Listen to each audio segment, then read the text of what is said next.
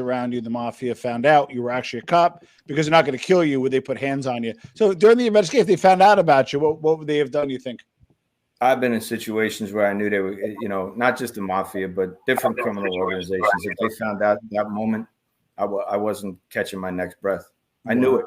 I knew it. I mean, I was around some heavy hitters, some serious organized crime groups, not just traditional OC guys, Italian American, or I've been around some heavy hitters that I knew if this went horribly wrong, that they were going to do me right then and there. And if I was with another undercover, if that other undercover started to sweat or got nervous because they were way out of their element, I knew shit would break bad really, really fast. Interesting. I've always felt, and if the premise is wrong, tell me, but I'll clear my premise then with my question. I always felt that the mafia was a little bit of kind of an overseer of the criminal ecosystem. You know what I mean? Like, it was like if there was drugs in certain neighborhoods, they'd maybe control it, or they controlled the gambling, the prostitution, whatever it is. They had certain control over the criminal ecosystem, right? Mm-hmm. But when the mob kind of got decimated or went away, where did that go to? Other groups? Did it go away? Like, I don't get like what happened to the criminal landscape today, like in Newark, Belleville, Bloomfield. Is that stuff kind of go away?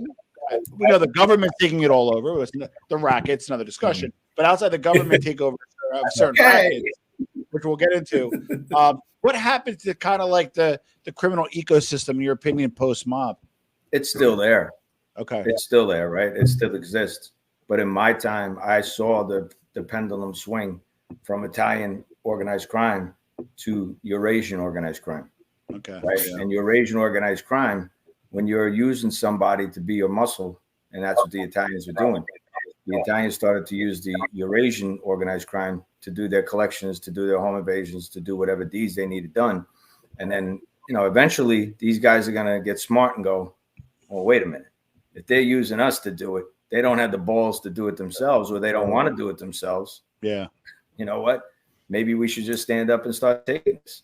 And then you've seen that in New York, especially.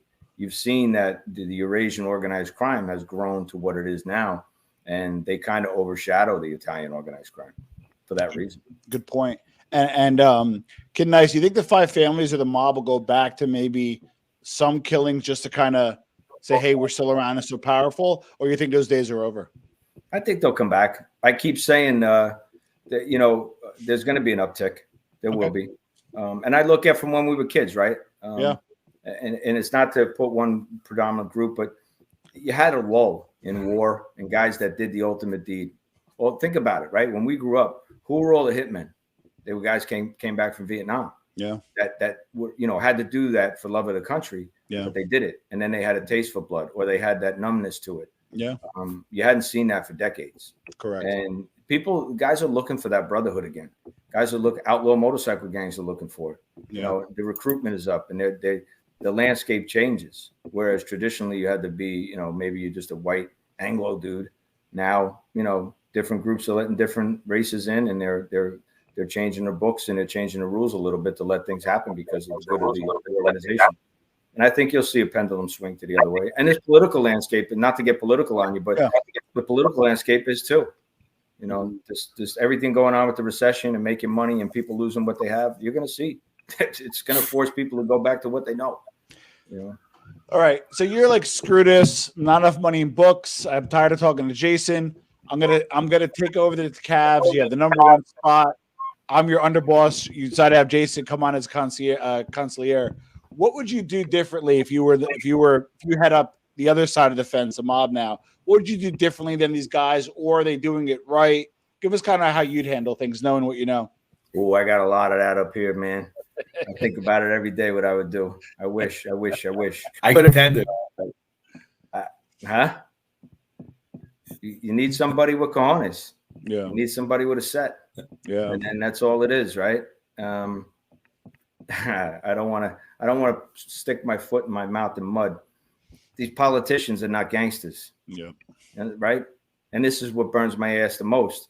Until you have a guy that steps up and really spanks these politicians for thinking they're gangsters. That's where I start.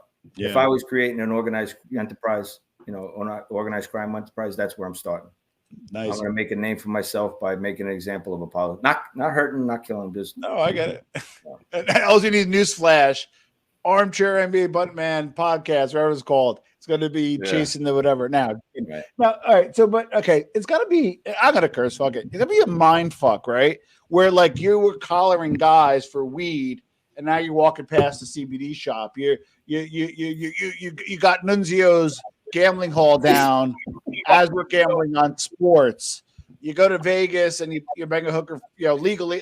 Like, how does that bend and break or whatever have effect on your morality as a guy who enforced the law, and then half the shit is now being taken over by the government?